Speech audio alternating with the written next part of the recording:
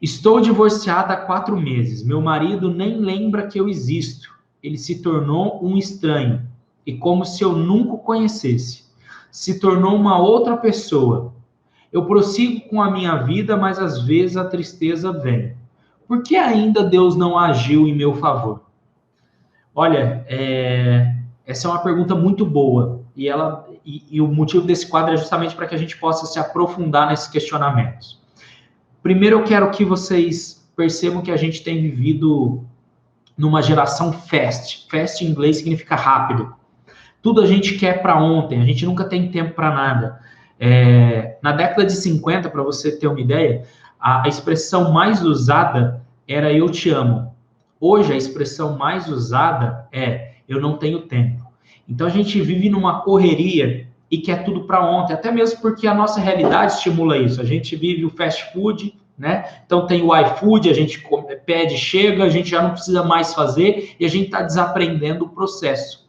E essa é uma questão de processo, onde Deus, ele é atemporal. A Bíblia fala que um dia é como 1000 anos e 1000 anos é como um dia para Deus.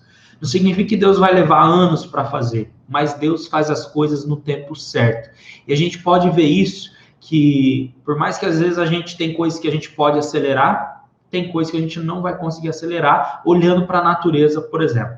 Um dia eu conversei com um homem que ele fazia bonsai. Bonsai é aquelas árvores do prato, né? Que significa isso, inclusive, em japonês. E ele falou que era um cara muito ansioso e que o bonsai veio como uma terapia para ele. E eu falei, qual foi a maior lição que você aprendeu com bonsai, com essas árvorezinhas, né? Ele falou que tem coisas que a gente pode acelerar, né? Então, por exemplo, eu posso aqui fazer uma química e jogar no tronco da árvore para ela parecer mais antiga, mas tem coisas que eu não consigo fazer, como, por exemplo, dar o crescimento. Por mais que eu adube e regue, ela tem o tempo de crescimento dela. E isso é uma grande lição. Eu falou, tem árvores aqui que eu cuido há 18 anos, né? E ela ainda está em fase de crescimento. Então, olha que interessante. Às vezes a gente fala assim, poxa, Deus, eu tenho orado tanto e o Senhor não tem feito. Primeiro, quem disse para você que Deus não está fazendo? O fato de você não estar enxergando não significa que Deus não esteja fazendo. Tá? Deus, ele também trabalha no silêncio.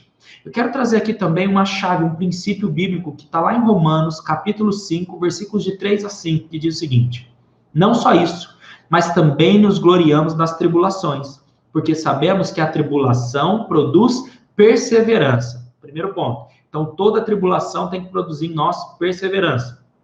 A perseverança, então, conforme Deus vai vendo a gente confiar e perseverar e agir, por mais que os nossos olhos humanos enxerguem o contrário, como o que você contextualizou na sua pergunta, parece que é tudo o contrário, mas você continua a perseverar no reino espiritual, em oração, jejum e nos cuidados com você, olha o que acontece, a Bíblia diz. Então, as tribulações nos produzem perseverança. A perseverança nos produz um caráter aprovado. O caráter aprovado produz esperança, né? E essa esperança é o confiar, é o esperar em Deus. E a esperança não nos decepciona, porque Deus derramou o seu amor em nossos corações por meio do Espírito Santo que ele nos concedeu. Então, a esperança, o esperar em Deus nunca nos decepciona. Só que é preciso prestar atenção para que você não diga, olha, eu estou esperando em Deus, mas a sua atitude não ser condizente com o que você fala. Eu vou dar um exemplo. Eu tive uma aluna, numa das turmas, que ela falou o seguinte, olha, Baroni, eu estou orando para Deus restaurar meu casamento, mas olha, surgiu aqui um amigo da adolescência e ele ficou sabendo que eu me separei. Poxa, será que de repente eu não posso sair com ele para ver se é realmente isso que eu quero? E eu falei, olha, você tem o livre-arbítrio, né? Ninguém vai te impedir disso.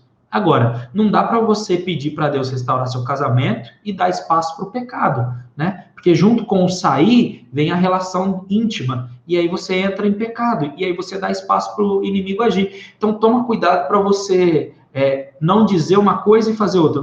Eu citei isso como exemplo, e nem estou dizendo que você está fazendo isso, mas que você fique em estado de alerta. E outra, aprenda a esperar, porque mais importante do que ter o seu marido de volta, é tê-lo transformado, tá? E como já diz o ditado, a pressa é inimiga da perfeição.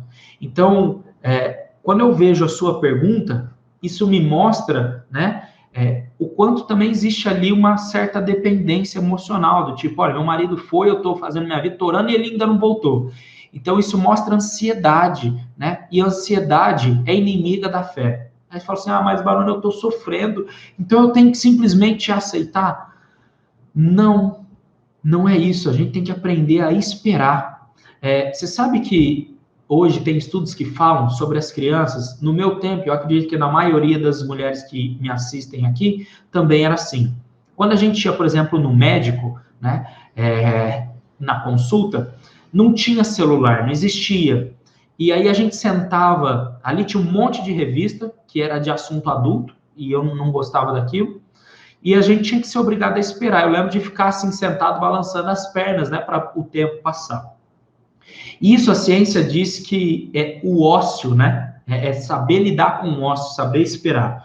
Hoje, se você pegar uma criança, por exemplo, e colocar ela na mesma situação, sem um celular, ela fica inquieta, ela começa a ficar birrenta. E presta atenção porque isso também tem nos afetado. A gente está desaprendendo a como esperar. E eu quero que você pense com você mesmo, e se alguém mais está nessa situação, pense. Será que você também está pronta para receber o milagre? Será que você também não... Existe coisas em você que precisam ser moldadas, tratadas, cuidadas? Porque será que se ele voltar mesmo, você vai ser uma esposa extraordinária?